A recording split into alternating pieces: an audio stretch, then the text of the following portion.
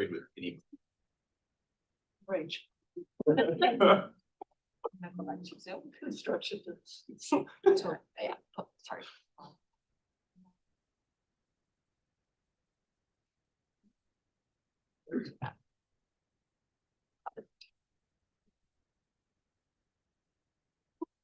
Yeah, I haven't seen a new email. Maybe that also. Right? Sorry, just some technical issues, so bear with us. Take you.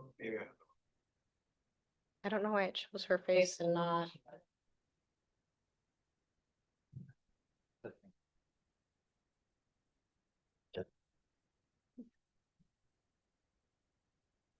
Oh, I just don't have my video on. Do you want me to turn my video on?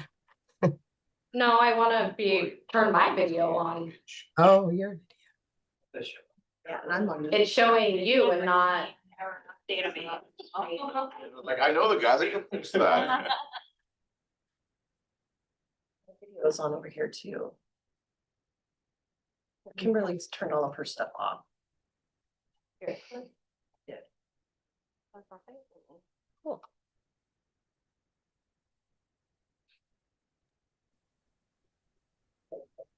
Oh, is it because?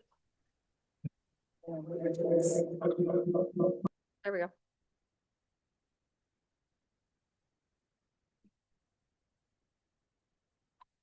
There.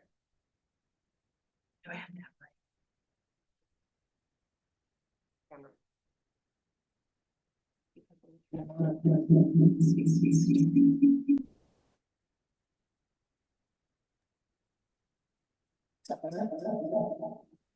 Just maybe yours. Is it gonna pick up?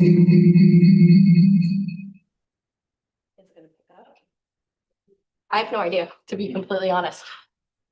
Are we ready to go? Yeah? Yep. Okay. All right, I will now call to order the February 19th, 2026 meeting of the Salem. Historic Commission. Could the reporter please take roll call? Commissioner Miller? Absent and excused. I don't think we've heard from him, no. Okay. Commissioner Cornetti? Here. Commissioner Strong? Here. Commissioner Strauss? Here, sorry. Commissioner Weathers? Commissioner Olvin? Here. Commissioner Inman? Here. Perfect.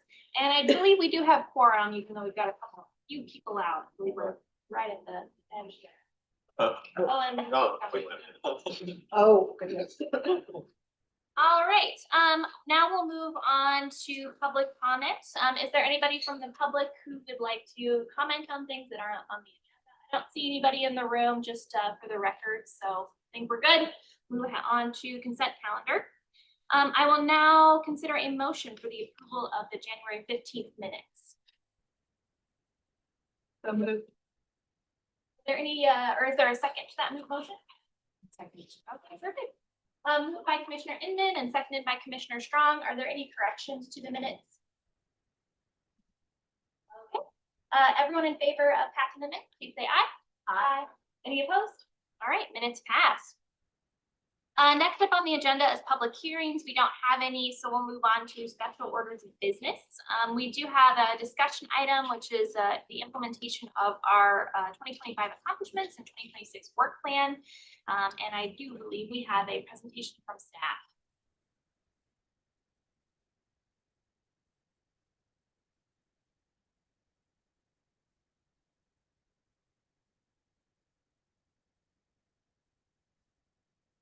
Hello, I'm Jake Morris. I'm preservation planner for the city of Salem. I've got a presentation that gives a little bit of context about preservation in Salem and the history of Salem.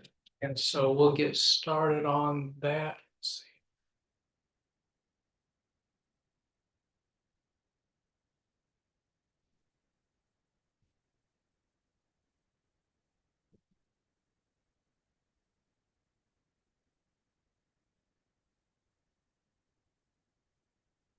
I'm going to share with you today our project in progress, the history of how we in Salem have been working to preserve the important places of the past and the work we've been doing in Salem to engage about our history.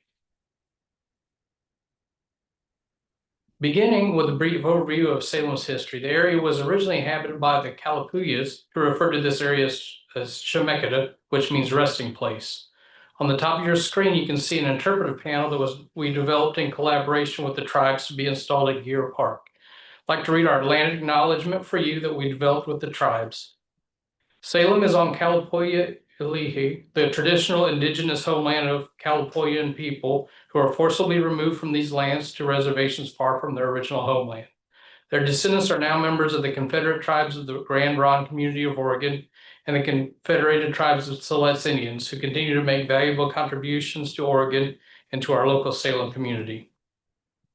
The Shemeketa Kalapuya lived in harmony with their environment and practiced a seasonal round of harvesting, hunting, and trading foods by observing the natural cycles of plant growth and animal movement. Seasonally camping at the best location to hunt deer and elk, fish for lamprey, and gather food like berries, nuts, and bulbs. Pictured here on the bottom of your screen, you can see Bush's Pasture Park. Historically, were comprised of an oak savanna and upland prairie that still contain camas plants. Reverend Jason Lee was one of the first missionaries to arrive in the Salem area in 1834, relocated to what is now Salem in 1841. The first key reason the Methodist Episcopal Church chose to establish a mission in the Oregon country in the early 19th century was due to the policies of the federal government of the United States, which were focused upon westward expansion. Beginning in the early 19th century, the federal government offered financial incentives to religious organizations to convert and westernize indigenous people living within territories adjacent to the lands held by the United States. These policies were part of the larger efforts to remove indigenous people from their native lands and assimilate them into American culture, paving way for Euro-European settlers to populate these lands. You can see here on your screen the Jason Lee House, which is located at the Willamette Heritage Center here in Salem. Salem has always been a wonderful place to live, and as a state capital has been shaped by the state buildings constructed here. On February 14th in 1859, Oregon became an official state of the Union. For the next 20 years, the Oregon legislature convened in rented rooms in commercial buildings like the Holman Building in Salem's downtown. State institutions began locating in Salem during this period.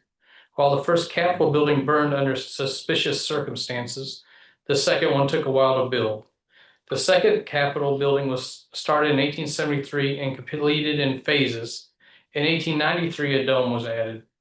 Picture here, you can see Salem in 1904. This photo was taken facing east, which shows the public areas, with Marion County Courthouse, 1854, in the foreground, the post office in the center, and the Oregon Capitol to the far east. The Methodist Church can be seen just behind the courthouse, and the post office is there in the center.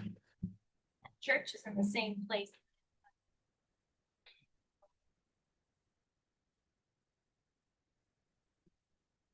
Here you can see Salem in 1905 portrayed in a bird's eye view. The population is 14,768. The population of Salem tripled between 1900 and 1910, largely because of the annexation of North, South, and East Salem, which were previously separate towns. Like much of Oregon, Salem experienced an economic boom during the Lewis and Clark Exposition in Portland in 1905. The development of an expanded transportation network improved access to outer neighborhoods for average citizens. Fire destroyed the second Capitol in 1935. The governor, Charles H. Martin, charged the State Board of Control to oversee the reconstruction of the Capitol in cooperation with the State Planning Board. The State Planning Board concluded that a site of adequate size must be secured to provide both accessibility and flexibility for expansion and to accommodate future buildings for other state agencies. The board was heavily influenced by the City Beautiful movement, implemented by the Washington State Capitol between 1912 and 1928. The third Capitol was constructed between December 4th, 1936 and June 8, 1938. The key change was that the Capitol was turned to face north, away from the river, and a significant number of blocks were obtained by the state and redeveloped. 10 residences were relocated. 34 were demolished, and you can see on the lower part of your screen a map showing the building footprints of the new state buildings on blocks that were previously residential. In the subsequent 3 decades, many of Salem's iconic landmarks were demolished to make way for new buildings or removed as the orientation of the city shifted with the new and expansion of the state capitol campus. Pictured here on the left of your screen, you can see in 1957 and 58, the first Presbyterian church was moved from its original location facing south to Chemeketa Street diagonally across the intersection to face east on Winter. You can also see here the first post office, which was moved in 1938 to its present location at 12th and State Streets on the Willamette University campus, now known as Gatke Hall. The building was moved intact on rollers down State Street in a process that took 6 months. Last year, we celebrated 100 years of city planning in Salem. While our first planning commission and zoning code was adopted in 1925, Salem's first comprehensive plan was not adopted until 1947. In the introduction, the authors note that Salem was growing so fast that we felt we had to adopt the comprehensive plan in order to prevent a disordered and haphazard growth. While the plan did provide for a historic area in Bush's Pasture Park, centered around the Bush House itself, there was little discussion of any other Salem historic landmarks or the merits of preserving historic places. The Bush House, built in 1878, is the first instance of an in-place preservation of a historic property by the city. Sally Bush, Bush's second daughter, owned the home from 1913 until her death in 1946. At the time, expressed her wish that the home, grounds, and contents be retained as a museum. The wish was carried out by her brother A.N. Bush, who arranged for the city to take possession of the property upon his death. That same year, David Dunaway had come to Salem to lead the newly established Archives Division within the Oregon State Library. Mr. Dunaway quickly became active in this new community, and he quickly became the president of the Salem Art Association, helping to lay the groundwork to create the Bush House Museum. In 1850, he also became the first president of the newly formed Marion County Historical Society. A.N. Bush passed away in 1953, and the museum was opened to the public that same year. The Marion County Historical Society was, from its early days, an active organization, engaging in the preservation of historic places, public education, and offering its members tours, social events, and lectures focused on local and regional history. For the newly formed Historical Society, the site of the Thomas K. Woolen Mill, today the Willamette Heritage Center, became the center of a decades-long effort to save, relocate, and restore Salem's oldest frame structures. While the effort to save these early buildings was privately funded, the planning concept for the site reflected earlier ideas about the administration of the Bush House site. While not locating within a government park, the historic park concept guided the development efforts at the mill site, and the site was initially known as Thomas K. Historical Park. Later private efforts to preserve historic sites continued in Salem with Deepwood built in 1894. The drive to preserve Deepwood Estate took many years, but finally in November 1971, after years of community advocacy, the community convinced the city to purchase the north one half of the Deepwood site, and grants and private donations raised enough money by 1973 to allow the city to purchase the rest of the property. In 1912, thanks to a generous community support, the Lord and Shriver Conservancy purchased Gaiety Hollow, the home, garden, and studio of Elizabeth Lord and Edith Shriver, landscape architects. The city of Salem purchased Gilbert House at 700 Marion Street in 1985 as part of its riverfront development project. Initially this was known as Heritage Park. Wilson Durbin House was the second house to be located here in 1888. In 1988, a group of citizens led by David Dunaway led its restoration. The Gilbert Children's Museum first opened in 1989. In 1990, the Wilson Durbin House burned and wasn't reconstructed until 1999. The Parish House was moved in 1990. As the North Capitol Mall expanded to construct the archives in 1991, Rockenfeld House was moved to Marion Street next to the Gilbert House. In 1998, the Little Jim Grocery originally in the northwest corner of Chemeketa and 17th, was the last building to be moved to this site.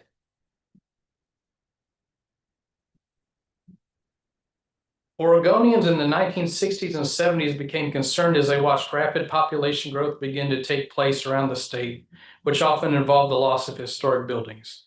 Lawmakers responded by adopting Senate Bill 100 in 1973, which tied local planning to a set of guiding statewide goals, which included preservation. Goal 5 required local jurisdictions to complete an inventory of their historic resources. In Salem, the community had seen the loss of some key buildings, such as the Salem City Hall. Ad hoc committees were established in 1978 and 1983 to establish a local register of historic buildings and recommendation to council as part of the Goal 5 inventory. In 1983, about 100 properties were designated to our local inventory. After the completion of this work, the committee was abolished and their work transferred to the Planning Commission. Historic design review was too difficult for them, and they asked the City Council to reestablish the Historic Committee. In 1985, the City Council established Salem Historic Landmarks Commission as a new permanent commission. The Gaiety Hill Bushes Pasture Park Residential District was the first National Register district established in 1986. The Salem Landmarks Commission applied to become a certified local government in 1986 in order to take advantage of grants that were offered. The Court Chemeketa Historic District was listed in 1987, and Salem's downtown commercial core was listed in 2001. The Oregon State Hospital was listed in 2008 on the National Register of Historic Places. Kimberly Fitzgerald started as a consultant for the city in 2005 and was hired on full-time in 2009. One of the first things she did was to get a CLG grant to create the city's first historic preservation plan. She did a survey to find out what was working well and what wasn't, and rewrote the historic code. Both the plan and code were adopted in 2010. Not long after, in 2013, the Orange Heritage Commission recognized Salem as an Oregon Heritage All-Star Community. The forum is comprised of representatives from all the major heritage and cultural organizations in Salem. I'd like to share with you an overview of the projects we've accomplished with your help within the context of our latest historic preservation plan and adopted goals. At the time this plan was adopted, annual work plans were created for each of the years from 2020 to 2030. Each year's goals and tasks were color-coded to correlate with the year they were introduced. Many of these goals and strategies are ongoing.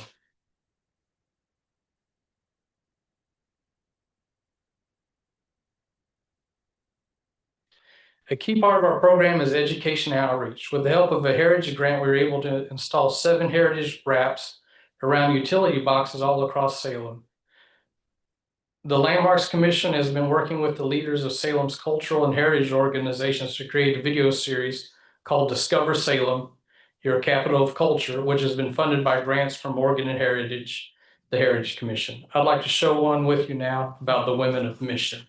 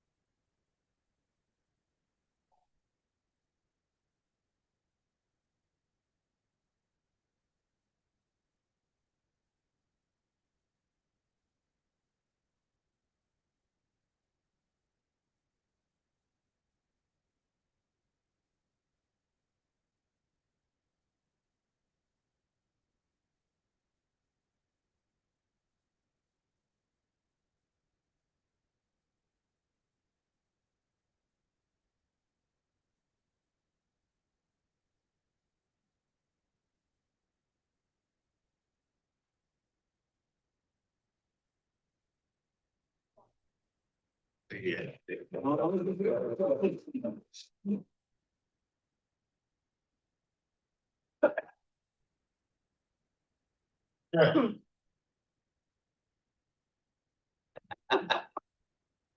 The next goal, goal 2, is related to improving our historic code, which was most recently updated in 2020. The purposes of our program are outlined in SRC 230, including encouraging the rehabilitation and ongoing viability of historic structures so they can be usable by those who own them and be a benefit to the community. A great example of grant-funded downtown restoration project is the 440 State Building. You can see the before and after here.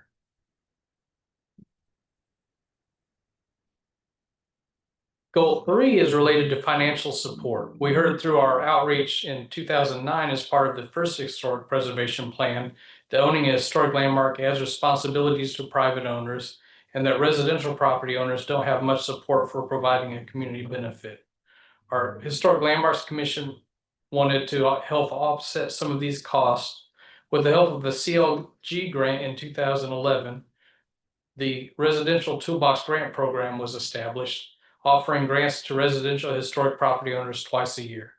To date, we've distributed almost $250,000 to residential historic property owners. Goal 4 is protecting cultural and archaeological resources. When we updated our historic preservation plan in 2020, we established a new goal to protect cultural resources. In addition, we have established regular tribal roundtable meetings where review of projects with the tribes is conducted in a similar way to how we do historic design review at the Historic Landmarks Commission. There is one HLC member, an archaeologist, who acts as a liaison to this roundtable. Goal 5 is related to sustainability and resiliency. Through our preservation plan update in 2020, we also heard from the community how important it is to plan for sustainability and resiliency. We were fortunate to receive generous support from the Oregon Heritage and the University of Oregon, who developed a heritage resource disaster resiliency plan for Salem. We also received additional support from Oregon Heritage through the All-Star Grant most recently to create water response kits for heritage organization. Ross Sutherland is here today to speak to the education outreach that was adopted as part of this Heritage Disaster Resiliency Plan. And you should have a handout on your desk about this. It'll be to the right of your regular agenda packet. Goal 6 is related to survey. The Salem Historic Landmarks Commission created a Heritage Neighborhood Program in 2014. This was identified as a need in our first historic preservation plan, as a way to educate the community about the history without regulation. This program is intended to provide a framework for us to work with neighborhoods to survey historic properties and use this information to educate about history without regulating. We have 4 heritage neighborhoods currently, and we are now working with the SCAN neighborhood to complete a reconnaissance level survey and associated educational materials. Another part of the survey goal is designation. We are fortunate that we've been able to designate several resources to the National Register in recent years. The Salem Civic Center, the nomination was completed by Tracy Schwartz, who was our HLC chair at the time, and most recently our archaeological multiple property documentation for the Oregon Country Methodist Mission sites was listed on the National Register. We have also had a lot of interest lately in listing on the local landmark list. Our current active project is a local nomination of Inglewood Park. The work that you all do here creates an opportunity for our community to get a window into the past. We've titled this talk, The Power of Place and People, because it is our belief that the preservation is an active process whereby we choose what places and by extension, what aspects of the past are worthy of saving. Preservation is not a one-time act. Places saved from demolition must be embraced by the community if they are to endure. While there are plans for the future adopted by the Oregon Heritage Commission, Oregon Heritage, the Advisory Council for Historic Preservation in the City of Salem, just like in the past, where it took the efforts of private individuals to save our dearest historic landmarks, the future of preservation lies with everyone in the community.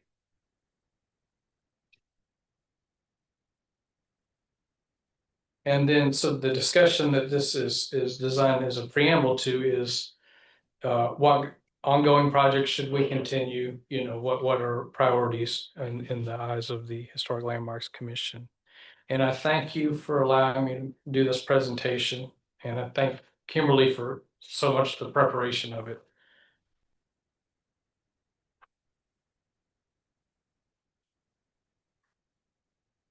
The commissioners have questions for staff? Out.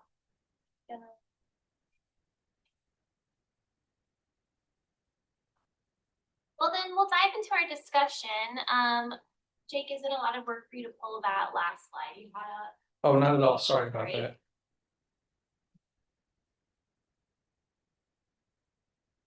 Oh, perfect.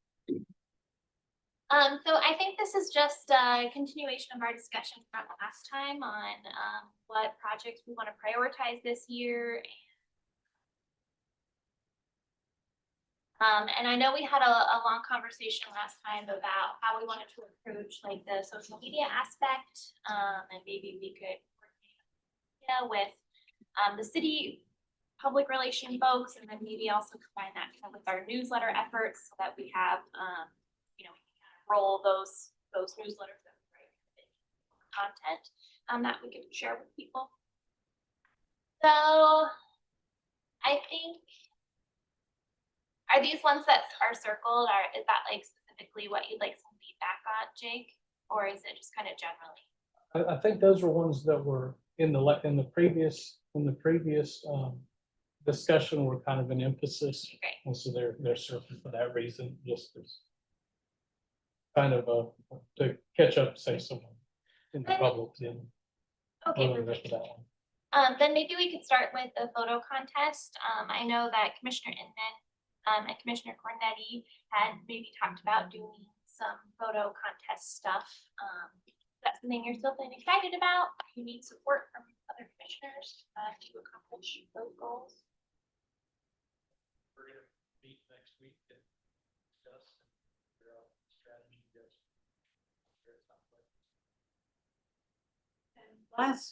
At our last meeting, we discussed possibly focusing on the scan neighborhood that's being studied right now. Bring out more historical images from that. Possibly bring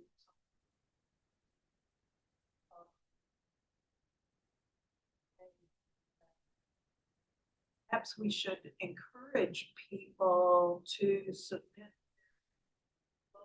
photos, because these phones nowadays have image ability that the lens reflex cameras had 50 years.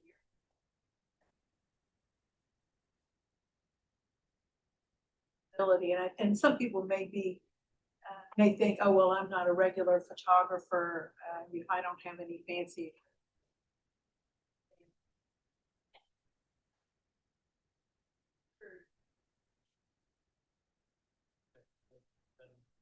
The one thing I think we can emphasize, but based on last year's participation. But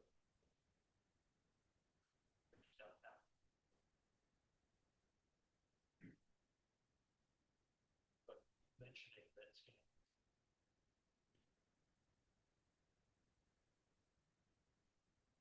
I don't know that we need a lot of staff out on the city's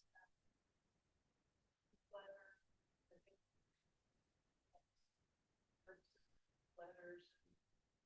They are constantly updating, so we can get a message out there and repeat it. So that there's one time, so that.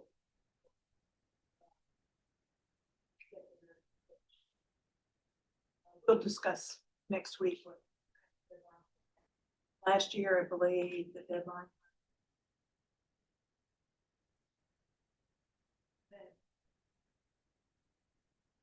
Because the.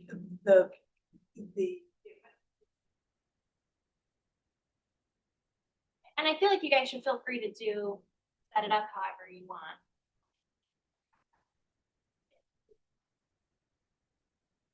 Other than that, today is historic preservation.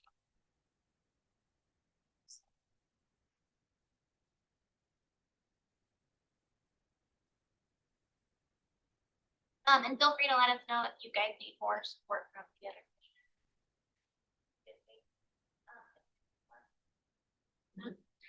So it sounds like yay on the photo contest. We probably need some support from staff on getting the word out for our public outreach, which is kind of a bigger.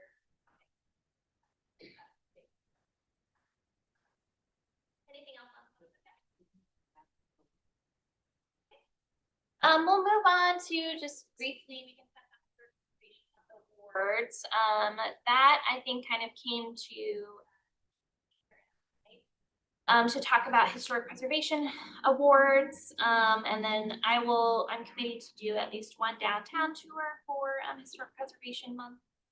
If there's interest in doing other tours, we could maybe, if the commissioner feels really passionately about a particular area, like that. In addition, if you have any suggestions for our awards, I think, I know Commissioner Kara or Commissioner Kaiser and I to hear your suggestions in mind, like award or things should be considered. And just as a reminder, I think our award categories are sort of just general. Jake reminded me, just like general, somebody who's done work for historic preservation in the last year generally, and then we have a project award as well. General work for historic preservation, and then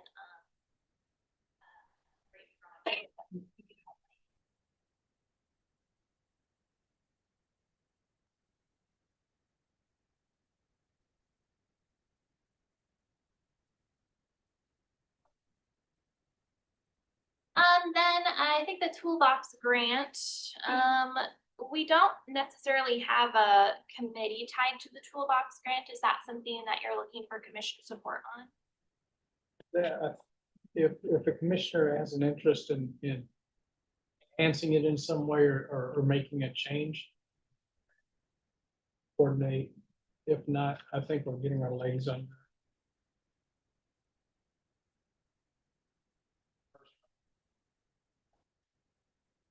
We've got some applicants so far, so it looks like there's going to be participation.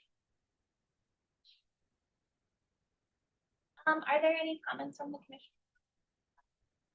Nice, just as like a discussion item, once like the round wraps up, if we could just do like, hey, we had these people apply and this was the project. It might just be nice for us to hear what people are using it for.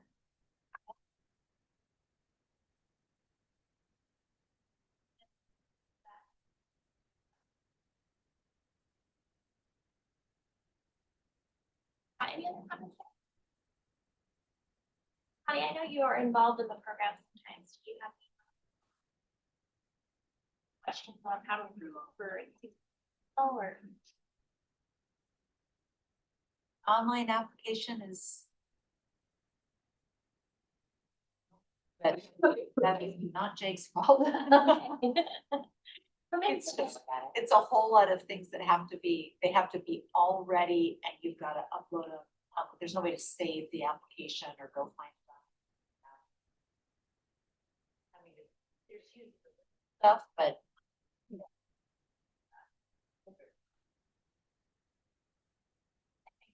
What would be great is knowing what.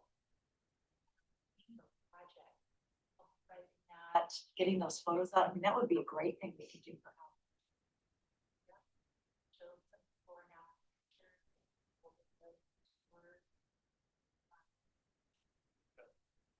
Success stories, there you go.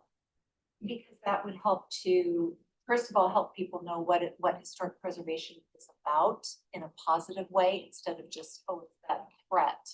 You know, that if you buy a listed building, you know, to put a positive spin on it and show the support that the city does offer to, you know, what, you know, and what can be done with that. That's a great point. So maybe we could roll that into our discussion on social media outreach. And I do think it's nice to highlight too, that it's unique. That's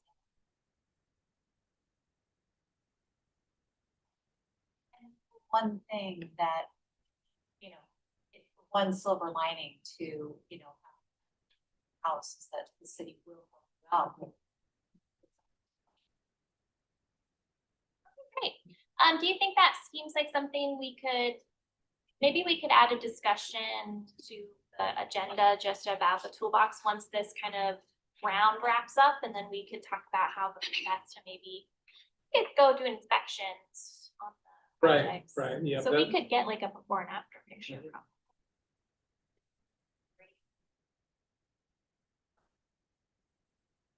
People are interested. I wouldn't wanna, like, you don't So Finish. make them just put something in there about, you know,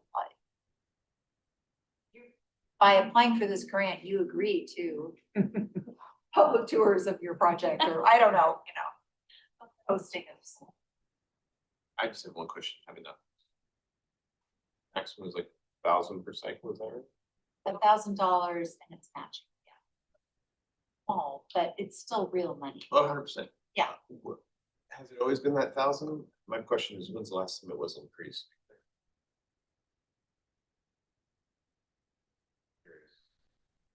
That would, maybe get a little better adoption, you're like, $1,000. Yes, better than nothing, but you're like, I can make it decent. 100 or something to that effect. Curious if it's ever been increased. My understanding is it's always been 1,000 as long as I've seen. You know, I don't have as much need to go look at the very early years. Several. Yeah, it's always been $1,000. Sorry, I don't have much of a voice. It's always been $1,000, mostly because we don't have a huge pot of money. I have a question, is it, it always has to be a licensed contractor too? I mean, that's one of the Right, and threshold. also when applicable, they have to be lead certified as Right, lead containing Right. materials. but for example, you can't just pay a craftsman to make something. You actually have to have a licensed contractor do the work. We've done in the past where we've allowed some flexibility. If there's a licensed contractor that agrees to take responsibility, say for a craftsman or a private property owner doing the work. I understand the pot of money is small. Does it get exhausted each cycle? There's amount in there that fixed amount in the account. So- Yeah, we've never turned anybody away, though. We've never had to deny anybody. There's always been sufficient amount. Charles, you should raise us more money. I need more before and after photos, I guess.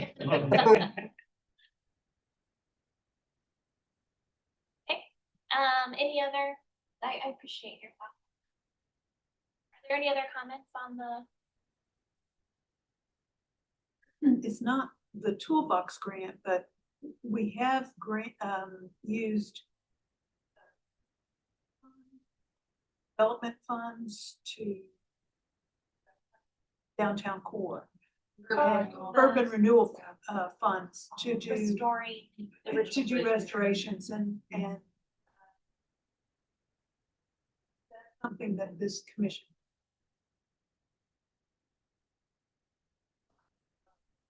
But that's another big carrot. Property owners. toolbox grants. That's for commercial buildings. Yes.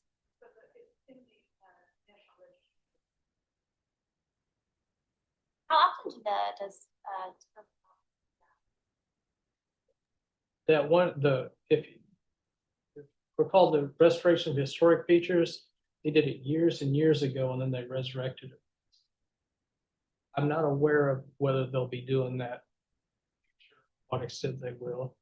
They also do some things overlap in historic preservation in terms of like some funds that help with different aspects of facades, you know, or one thing they were targeting.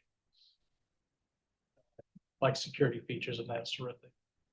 Historically appropriate way to kind of meet the needs that some of the downtown businesses are seeing. Try to help facilitate those. If you go to the urban development website, you can kind of see what grants they have going at any time. Where they're, you know, where they might be located, and some of them usually are in. They might not be limited to historic areas, but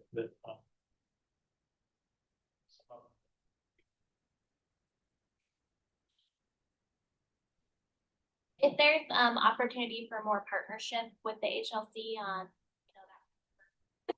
Or I think we're happy to offer.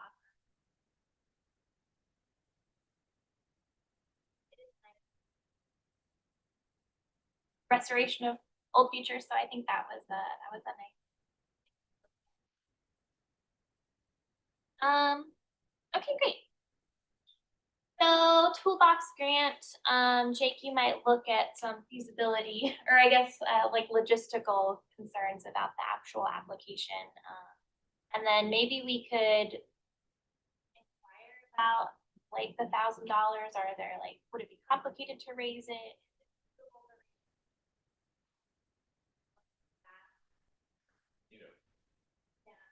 Yeah. It's everything costs. I mean, that it totally makes sense. It would be nice to offer more. I wouldn't want to make the program unsustainable.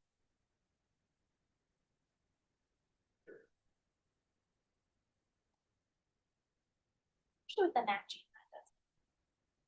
Okay. Any more comments on toolbox or other? That's a good comment about. It also might tie into the social media, our newsletters and.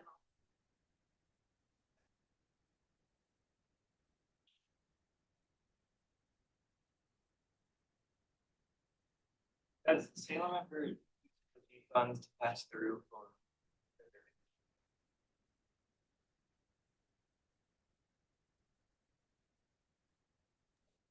what context would you? You get that pot and you could, there are some communities that will take some of that.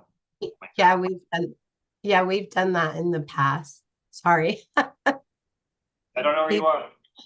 I'm sorry. Yes, we have done the pass-through funds, but the paperwork became complicated when we had to comply with NEPA. So not that we couldn't do it, we could. It's just. That's something that other communities. They don't have a toolbox grant, so that's fair.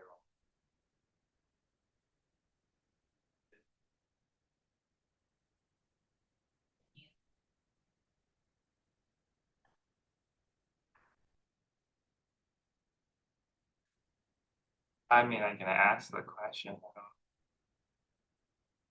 I'm the expert. Yeah, if you can, I think that might be nice information. If we could, then that would be great, but. It works when there's like a particular building or something already that you want to, you know, City Hall needs their windows repaired. And advise that. It's a little more complicated when it's like anyone who's interested. Just because there's not a lot of money, right? Kimberly knows that. It's like, what, like $12,000 a year?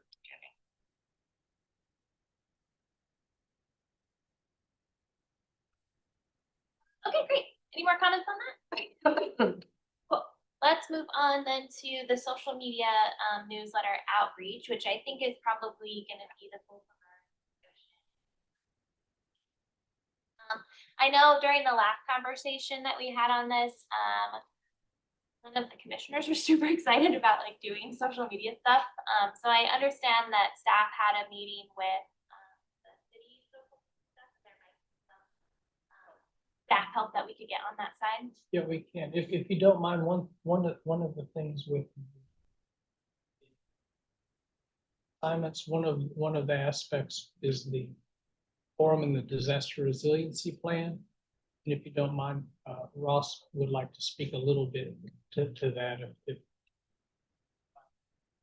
Oh, sure. Yeah, definitely. yeah, because that way when we get to outreach, we can, Okay, would that work? do you wanna do that right now? If you don't mind, because it's kind of related to this. Would that work? Yeah, Ross? it's fine. If you can just go up there. Oh, I have to go, can I stay here? If everyone can hear you. Can you hear me? Yeah. If I talk about, okay. So my name is Ross Sutherland, and I am the vice chair of the Salem Culture and Historic Forum. Yvonne Putzi, who is the executive director of the Lord and Scriber Conservancy, is the president. And prior to COVID, we were meeting quarterly with a lot of constituents, different culture and heritage organizations here in town, and kind of in the greater Salem area. And after COVID, it was really hard to sort of get people back together because everybody is really busy and very focused on what they're doing at work. And so we still continue to work on their behalf. And one of the things that we've been involved with was the disaster resiliency plan that was done by the city. And I should mention that the Culture and Heritage Forum came about with the designation of Salem as an all-star community. And so the idea was that the forum would actually sort of put some muscle behind all of those things and not just be, it's nice to have this designation, but what are you going to do with it? So we've been over the years been doing that. One of the things that we worked on over the last couple of years was as I mentioned, the disaster resiliency plan.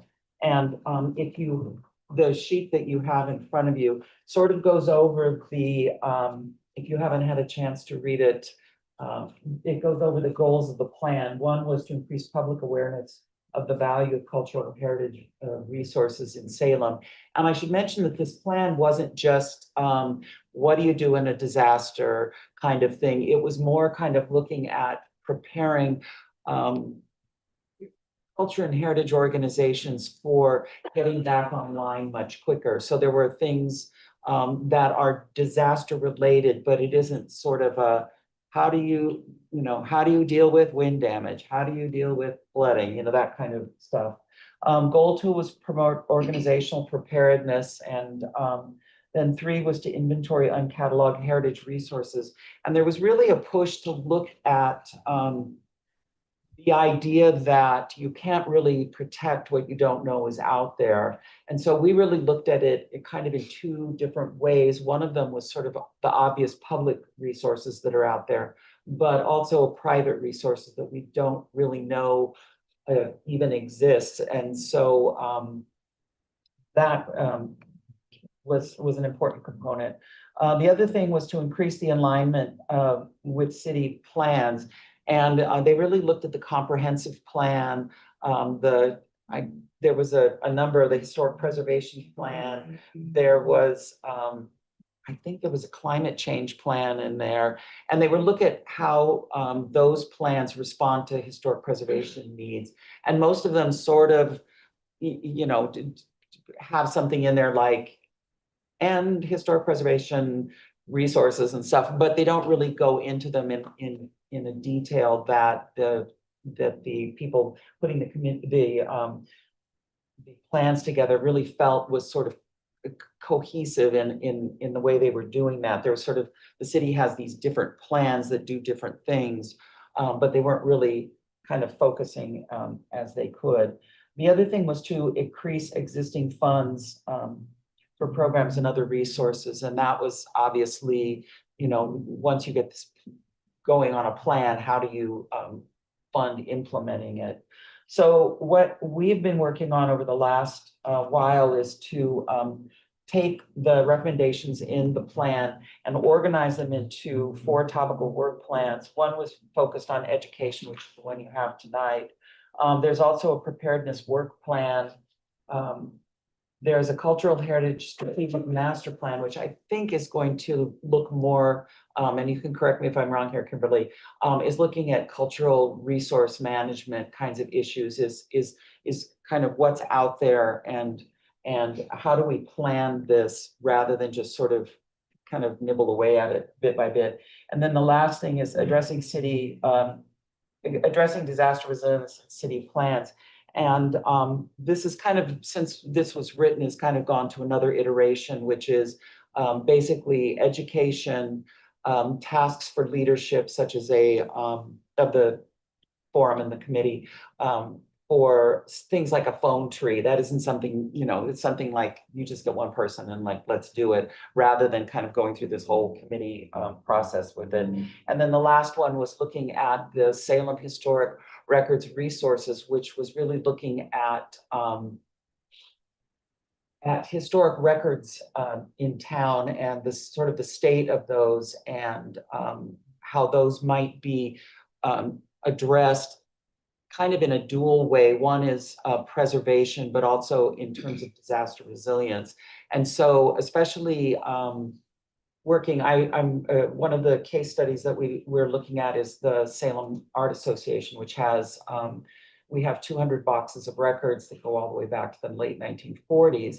And when you say to people, it's a good idea to have an archive and preserve your records, that's one thing. When you can go to them and say, and copying the original letters of Sally Bush and these other people not only is a great idea, but it gets it out to the public and it's serving your disaster resilience needs. So it's really kind of giving them a really practical reason for doing this rather than sort of this kind of tad bit nebulous idea of, yes, it's good to do this. So that's kind of where we're working on with that. And so what I did in developing the education work plan was to look at the work plan that the Historic Landmarks Commission, which is all you guys, is to look at your format and how you think about the projects that you work on. And so we broke them out into several different goals. One is to identify and inventory existing disaster resilience educational opportunities. And that was really to go out rather than us to say, we're going to start a CPR class and we're going to start doing this, is to go out and see maybe we can collaborate with other organizations like CERT or the Red Cross or different kinds of things to use the resources that already exist. And then once we have that in place, that we can develop educational content and formats for the Salem Culture and Heritage organizations. And really, one of the things that we looked at was that there's is a collaborative effort. There's a lot of sort of effort in disaster management of saying it's a really good idea for you to have a disaster plan. And the nonprofits say, yes, we agree with you. We want to do that, but we don't have the staff, we don't have the time, we don't have the expertise. And so it usually gets pushed back. So one of the things that we looked at in doing this was to create, and we did that with the disaster kits, is rather than giving them a list and say, you all should go out and buy these things and make a disaster kit, we got a modest grant from the Oregon Heritage, put the disaster kits together, and those will be distributed to everybody. And it goes back to that people are like, well, what do I do? Where do I go? And it's not because they're not intelligent. It's just, it's an area of expertise that you really need to know what you're doing. So that's that. And then the third goal is to develop disaster resilient educational content for property owners. And what we were really looking at, it was kind of, once again, was that historic property owners don't just mean people that live in designated houses, that we're thinking that this is a broader kind of range, that if you live in a historic house, you may be interested in doing things to it. Obviously, people that live in historic districts and houses that are on the National Register are operating at a certain knowledge base that people that just live in other areas of town that have historic properties. So we didn't want to sort of, we wanted that to be a much broader reach for that. Goal 4 was to develop disaster resilient contents for Salem residents with historic records and artifacts. And that's really starting to move out into that cultural resource management kind of idea, where that it's going out to people and saying, if you have these kinds of things, here's how to do it, and here's how to do it in a way that is very inexpensive. Years ago, when I was at the Marion County Historical Society, we'd get calls, and there was always the bride that was like calling and saying, you know, there's this great thing, if I spend all this money, they'll sanitize my wedding dress, and they'll do this, and they'll do all this stuff. And I'd say, here's how you do that on the cheap. You go to the store, you buy some muslin, you wrap up your dress and put it in there, and you don't need to buy, you know, expensive kinds of things. And I think that's what we're really looking at for this, is that you can do a lot with sheet protectors, scanning, those kinds of things that are low cost. And you know, in working with different people over the years with different things, it's kind of like, well, that's really easy, and why didn't I think of that? And it's like, well, that's, you know, that's why we have these classes. Goal 5 is then to develop content for Salem residents and visitors who want to learn more about the diversity of Salem heritage, which just so happens to be strategy 2 of your goal 1. And I think that's where Kimberly was really seeing that there was maybe some collaborative effort that could happen there. The other thing with that would be also to go once again out to the community and see what's already happening there. We know that the Willamette Heritage Center for Juneteenth has a very successful tour program that I remember going on the very first one, and like 120 people showed up, and it was just like, you know, Kylie was sort of the deer in the headlights, because it's like, oh my gosh, but we made it through it, and it was great. The Bush House Museum is also working on developing education and interpretive programming for a range of different immigrant communities that are typically underrepresented. So this is an area that is already out there. And so what we're looking at, once again, is to see what's happening and see where the holes are. The reason I'm here tonight was to see if there was anyone or ones on the commission that would like to be the liaison to us, in the sense and that what that means to be a liaison, I mean, it is up for discussion and definition, not here tonight, but it isn't that, you know, we're looking for someone to dump a lot of work on. It's basically to have a more, as we build a committee to work on this, that we have representation from the Landmarks Commission, and also have your expertise to see where we're going, and then to get back and integrate our efforts with your efforts with what we're working on. So,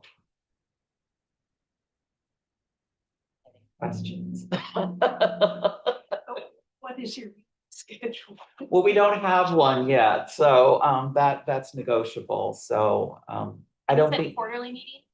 Yeah, quarterly sounds, yeah. I mean, the way this is kind of working is I think it would be more like, I mean, once we're kind of in the beginning stages of developing a committee, so we don't have a meeting scheduled per se, because we don't have the committee yet. But I think it would be pretty modest, or it might even be that it could be that, which we've worked on with committees, is that you don't have to come to every committee meeting. It's like we would invite you to one that your expertise would be involved, because needless to say, committees don't always have germane. I mean, what they're working on that isn't always for every committee member. Like, we're not archiving documents. No. I think the idea is it's not it's not a hands-on kind of thing. I think it's more kind of a being part of the process and seeing how I think as a representative would be to see how the work we're doing can involve what the goal is for the Historic Landmarks Commission. So it's almost kind of like that you would be working on your stuff, we would be working on ours, and we would sort of check in and make sure that we're working in the same, and that you aren't, like if you're working on historic plots and walking tours, that if we're collecting information on who's already doing that, we can say, oh, this is already happening. The gap is over here. We don't, we consistently don't have, for instance, I mean, the one possibility might be that we don't have the tribes involved as much as they could be. So that might be an area that we say, hey, let's get a hold of them and see if they would be interested in working on interpretive programs. So it's that kind of thing. So I think tonight is just basically not committing you to any work. It's just sort of saying, is there interest and would you like to be in the loop as we get moving forward with this process? So you're Juliana? Yeah. Okay. Anyone else? I definitely see a lot of like overlap for this, like goal 3 development plans for Salem historic property owners. I feel like that might dovetail nicely with some of our efforts to like look at workshops and that kind of thing. Yeah, and I think it might be also, since where we are at, this is kind of like a first sort of friendly meeting, and that we can keep you involved and as we're moving along, and then at some point, we can all together, because we're not launching some great public thing in the near future. We really wanted to do our homework before we go public, and even working with the culture and heritage nonprofits is sort of it's a group that, and then the last group would be actually going out to the public. And I think we're looking at not this May, but we would be looking at that for May 2027 is to get out there.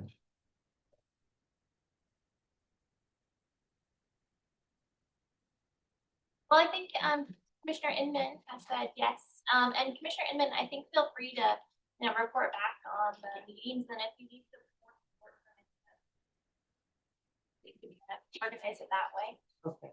Well, That sounds maybe that, for example, on our goal, our goal that has to do with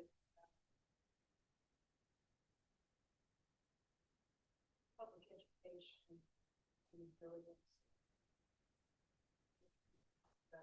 Workshop on certain topics that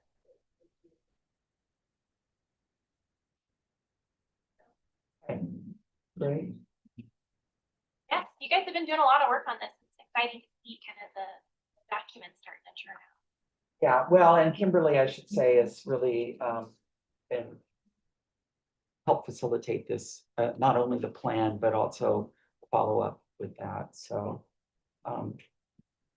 and Salem consistently, I know from the All-Star community, they were really pleased that a group formed out of that and kept going with it. Because a lot of these times, it's what people always say about plans. They get these plans, they put them on the shelf and nobody uses them. But of course, everybody knows that one now. And so we really want to implement something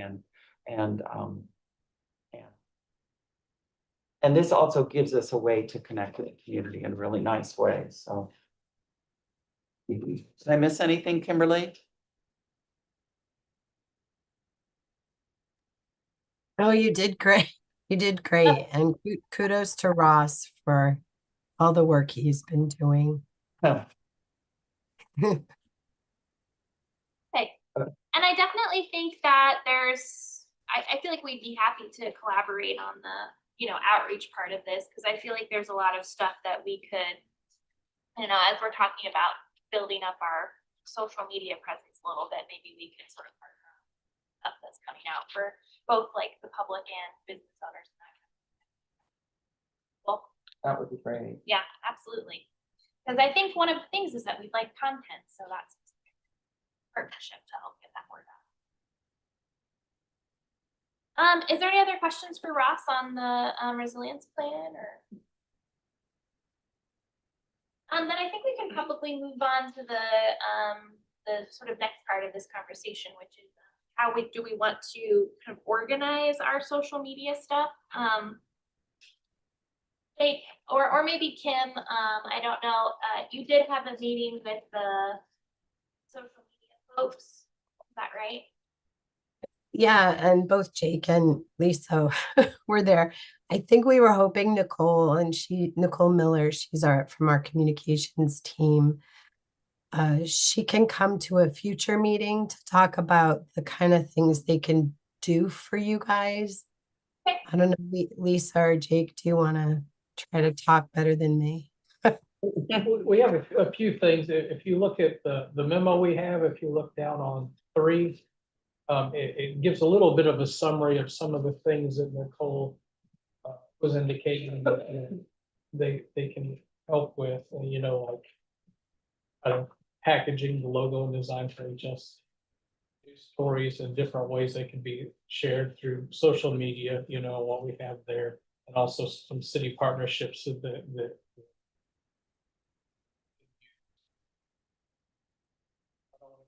too much detail because I'll just butcher it. Okay. Also, one of the things that I think y'all had an interest in was getting some metrics to an idea of how many eyes are on the things you're doing now, and we're able to get some of those. So one of the attachments you'll see in your packet kind of shows what the different website traffic looks like and that sort of thing. So, I think Nicole did indicate she'd be willing. A lot more granular detail, but at least these things would give you an idea of kind of where things are now and maybe help percolate a little bit until that point. Some of the things you'll say, oh, that sounds appealing, or that you have no interest in whatsoever or anything. Numbers you like or numbers you don't like. Use those from this meeting to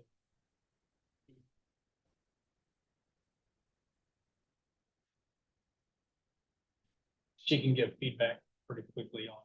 If you do that or not, she'll be able to tell you. Yes. Yeah, I feel like a logistics discussion is kind of and this is, I don't think we have it on the desk, but this was one of the memos that, or at least I don't, this is one of the memos we got in our package. That was talking about social media stuff.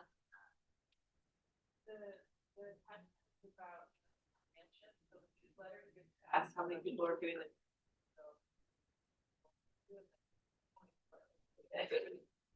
Kind of low, Yeah. like, 27%.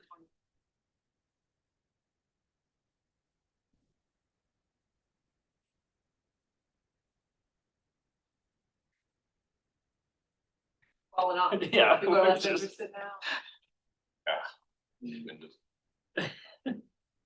How do they know if they don't? Yeah.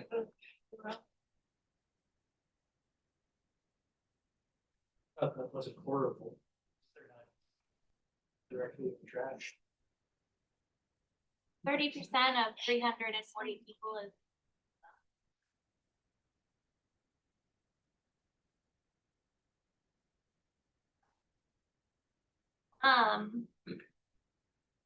About how wider reach, which is the city newsletters and things that go out.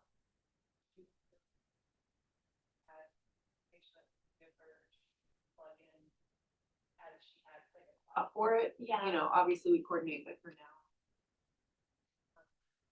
Lots of grant, things that we want to go out at a certain time, but she's. That way, that then she can put into doing, when there's great spots for it. And I think that that's a good idea. I was kind of thinking it would be nice. Our sort of newsletter entries that we do, and then that newsletter maybe gets compiled, but then also the individual article.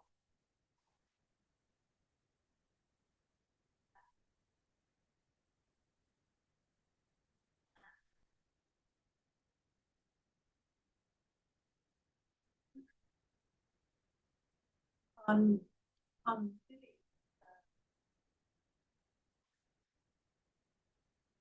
letter feed, what size articles do you? 500 words or, you know. So they do a weekly one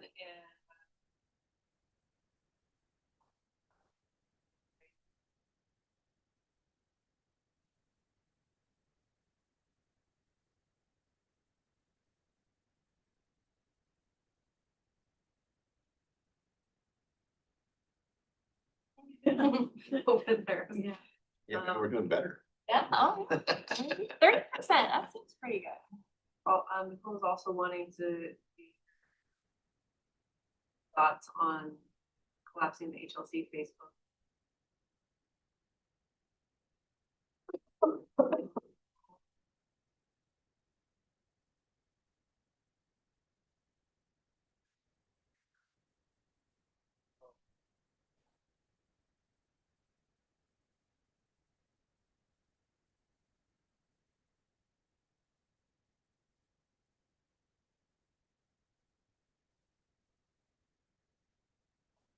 Let's take that out if we have a dormant or.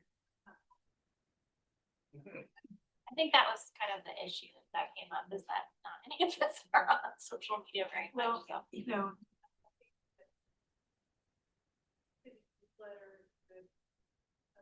Outlet, possibly it's really started or even tried to do anything on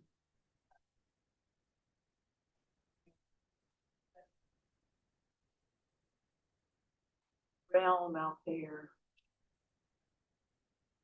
Non-algorithm,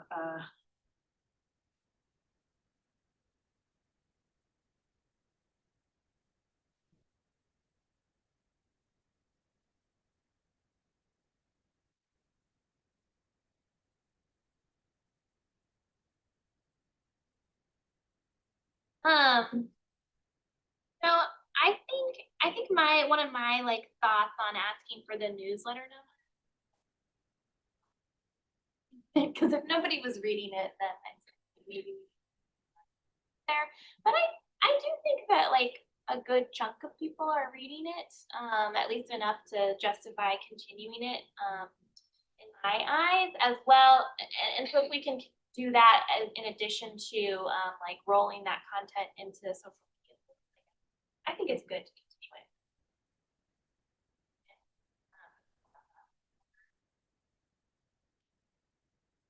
I have maybe an unpopular one. It seems that public education, if that is the overall goal, and social media, of course, is not. Whatever, you can't fight the algorithm, but the reach is just still so small in comparison to everything else that you can't find out. And 114 versus, oh, I don't even know who's popular. Kim Kardashian got a new coat and like a million people read that. It does seem proportionately kind of not worth doing. And so my unpopular idea would be not to abandon it altogether, although yeah, it really would be to do that, but it would be to instead focus on the people that benefit it directly rather than just casting the widest net to hope someone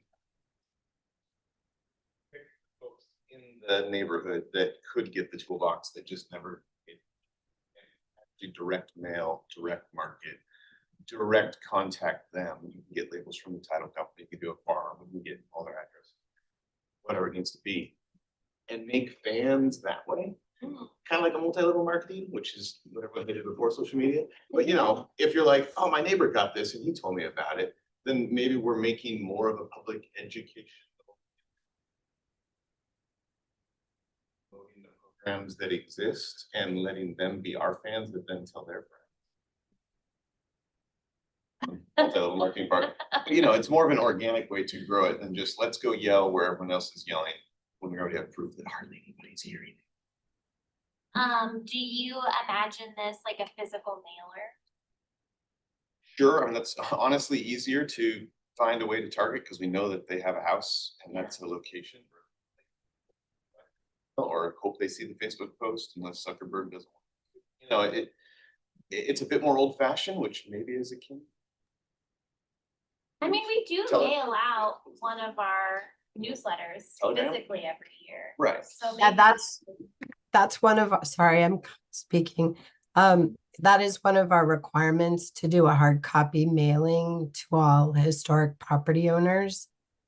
To build on Charles's idea, the SCAN Neighborhood Association offered to be kind of a guinea pig to test out any of these ideas that we had. And one of their ideas was that we take the digital form of the newsletter and parse it out into smaller bits, and then they could share it on their Nextdoor listserv. I don't know if that's the right word, but and see if they can increase readership that way. like a partnership with the neighborhood associations. Right. Mm-hmm. You know, and I don't say that because I go, oh, you only care about historic stuff if you have historic property. That shouldn't be true. I think it's important in everyone. But reality is you probably care about it more if there's a way that it turns. And so to just have a concerted effort in that vein, while not abandoning the wide scope, but instead of saying we have the wide scope, hope it matters, we go, all right, we still have that, but let's actually pick on a few people. And I know there's a mailer, but man, I can't tell you something I got in the mail once. I probably, my kid tossed it, right? Or the dog ate it, whatever, you know, a little bit more of that. Just something. I mean, I see like maybe if the commissioners are supportive of this idea, we could like shift our, you know, efforts into doing maybe.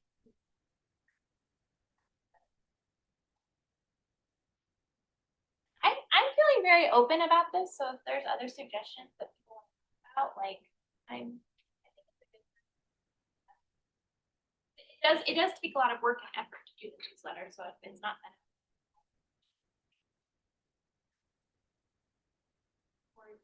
Concentrate the effort on what.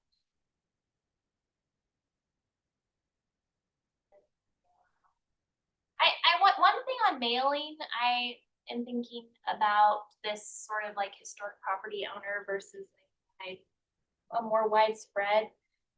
Is that I think we've only been mailing the newsletter to people who own historic properties, like within the database. So if we wanted to do something a little bit wider, and then one, it would cost money to mail minimum, but it would cost money to mail things. To how would we want to capture people who don't have historic properties? I think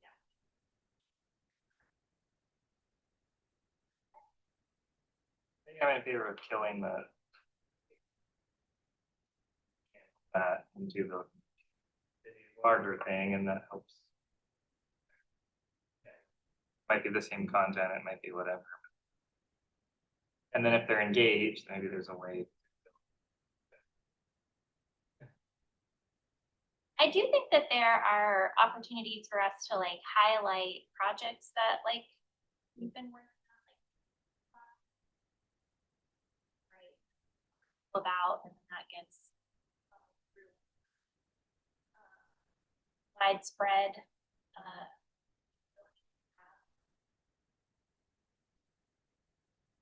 Yeah, I mean, so often stuff that comes in the mail wants your money. And if you say, by the way, we'll give you money. Particularly It is a scam. It is. just particularly applicable It's an to opportunity. the historic property owners, so that, It is, yeah, right, that right. makes sense that we would mail. Which, I mean, maybe that's a good point to like, be like, hey, did you know about the toolbox grant? Like, that's the big. I have a question. Do we have an email list for all historic property owners? Well, and think about, you also have to pick a point in time, because someone might have bought a house last month and the mailer went out 2 months before. That as well. How we got that email list? I was just wondering, because I'm wondering how people sign up.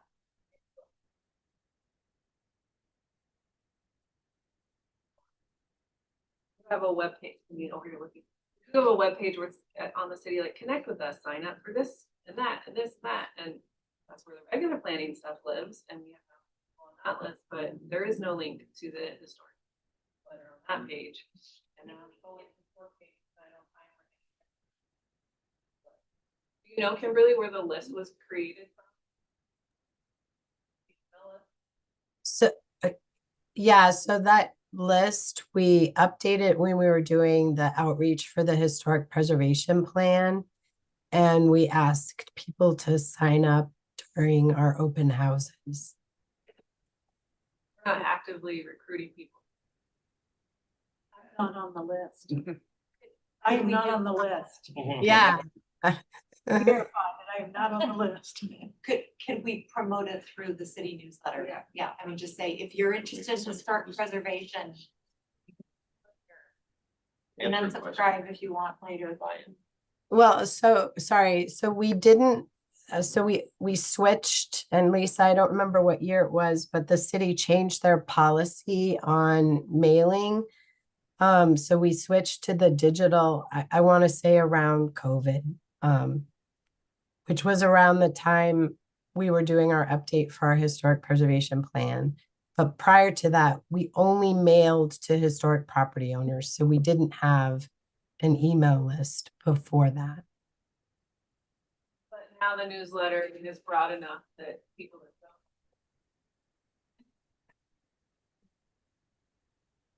don't. Yeah.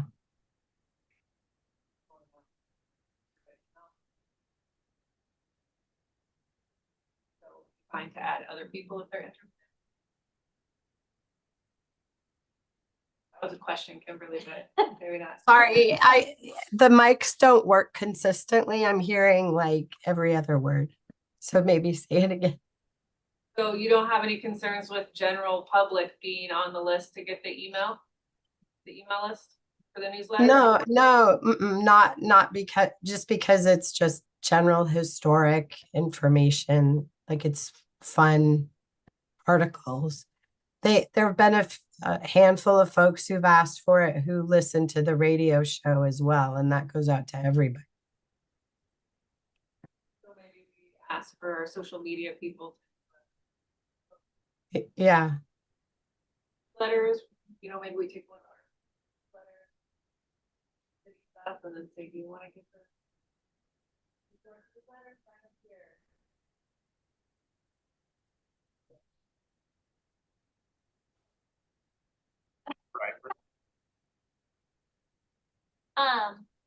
I mean, maybe we could do, maybe we consider this year our experimental newsletter.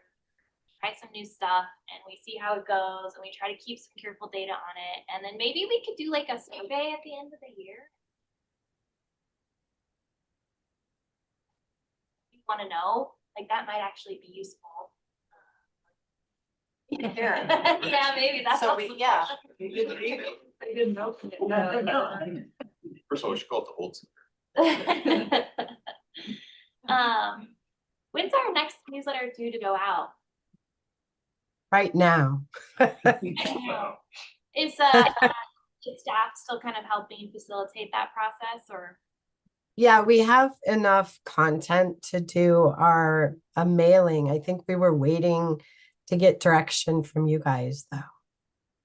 On the mailing? Yeah, we're due to do our annual mailing, which includes an insert about the responsibilities and benefits of owning a historic property.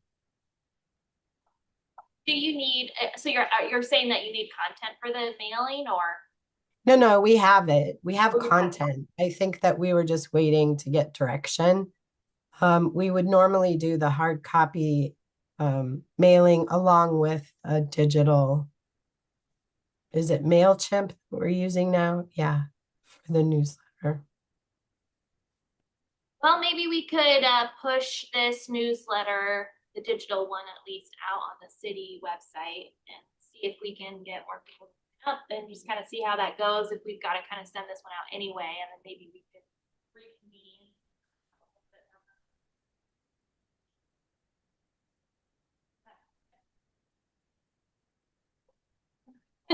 So what I'm hearing is we can build it and make it work essentially like it has in the past, and Yeah, in terms of like what it looks like, what the production. we got one ready to go. Let's do it like we have been doing it, but include a push on the city website and include a note for people to sign up if they'd like to be on. And we'll just see if people respond to that or not. And then we can use that information to make more. Okay. I think that is a good amount of discussion on the social media outreach. Is there anything that anybody'd like to add on that? Okay. Then I think, is that all the feedback that you need on the accomplishments in the work plan? I think we've kind of wrapped up our conversations from last time. Jake, is there anything else that you'd really like us to touch on? I feel like this has been helpful, you know, and kind of filled in some gaps from the last time. Getting a feel for what the outreach to feel like in the future. And then, you know, we thankfully, it looks like we're developing a partnership with the, you know, forum, and one good thing about them is, you know, inherently they're bringing in a lot more holistic approach. So it's great for the Struggling Mars Commission to be involved in that. So information gets conveyed both ways. The only other thing I would add is we were holding off on bringing this to city council till we were solid on the implementation. And Kara's not here though, but that's fine. But we'll work to get this on the next available reasonable council agenda. I don't know if you remember doing that, Kirsten. Yeah, so we'll loop Kara in. I think pretty generally our work plan volunteer list is lined up with the work plan that we approved. So I'm feeling pretty good about that. But if there's more feedback that staff needs, then we could either wait till next time when Kara's here, or I think it's probably fine to go forward. As long as she feels good. Please hear me. I think we're good. We'll follow up when Kara, maybe next week when I have a voice again. I know, I'm sorry. I feel bad making you talk. It's okay. Okay, great. Then we'll go ahead and move on to the next agenda item, which is information reports. We've got work plan assignments, which is this attachment that we have on the table here. Is everyone feeling excited about the things they signed up to?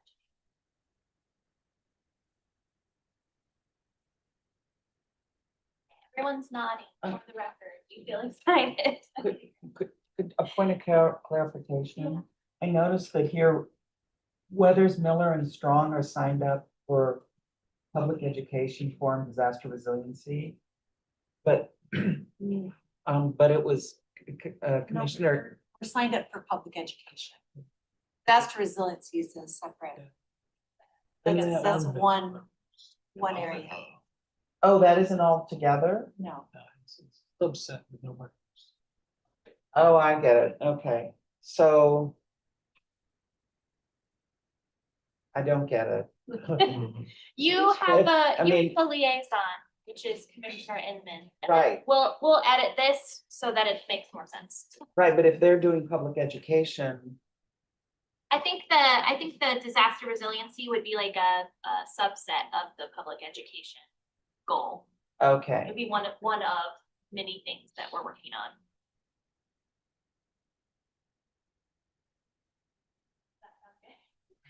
No, we're working on things like. Like windows or, Exactly, all everything. Yeah. so- Okay, Just so they know. okay. Okay, that makes more sense. Thank you. Ross wants 3 people. No, it's not that. I was just trying to clarify what it meant. Okay, I have, in that, public education part, we've talked about doing some workshops, and I'm sure that those of us with professional expertise in restoration work will be contributing to that, so we're not going to organize the workshop, but we'll teach somebody about the windows, or we'll teach them about retrofitting foundations, or, whatever. And we've got a contractor and architects, and well, the whole commission is actually available to help with that. We're just not going to organize it. Who does? Honey, Charles Charles. and Matt. Oh, I see. Okay. Yeah. Public education.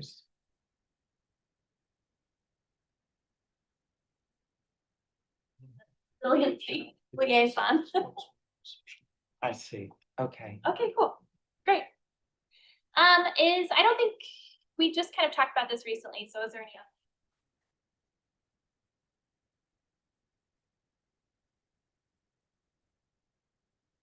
May is coming up faster than you expect, so it's Historic Preservation Month, exciting month for us. Okay, and then I guess we have another discussion item about outreach, but I think we've covered that kind of in our other special order of business. Is there anything else? I have a question for Jake for the scan survey thing. When is your deadline for all of those things to be done?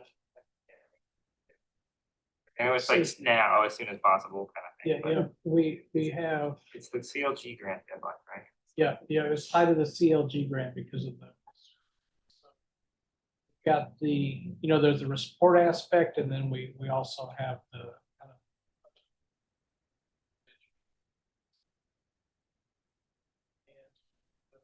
of. We have the first draft of the report is in, for be fleshed out more. We've been working. Getting an intern spring to help with some of the report, but also in the context of pulling whatever data we have, getting the individual data points, wrapped up so that each one has. That we're looking at between April and May having. That'll be photographs of all of the remaining ones. And I do see this email with access to the field maps. Do you have any other questions on that? Yeah, I need to work on it too, so you're not the only one. slowly. There's a lot of red. It's also hard to do it on the phone. Need an iPad. Okay. Is there anything else on the work plan assignment? Then I think we will move on to agenda item 8, Historic Preservation Officer report. So it feels like in this particular meeting, we kind of covered a lot of ground already because we in Salem. Pre-contact till, next week. I'll be writing about what we did in 50 years. Yeah. Oh, And so we have that, and I think we touched on most of the things we have ongoing. I can't think of anything that I could add that would be news. I'm happy to. Yeah, And- I have something, we're posting now for a an intern. Maybe Jake, you already mentioned it and I just didn't hear. Yeah, It'll be yeah. open for 2 weeks and it's paid, so I think Robert, maybe we should share the link with you and you can talk with Curry about getting it out on the serve. Yeah. That's all. Perfect. Questions? Anything else? All of you? I will go ahead and close the February 19th meeting. All right. I guess that came out. Dang. Oh, you're welcome. That's just, very good. Wow. Yeah, that's right. Maybe that's what I was hoping, Michelle. Hi, everyone. Hope you feel better. Thank you.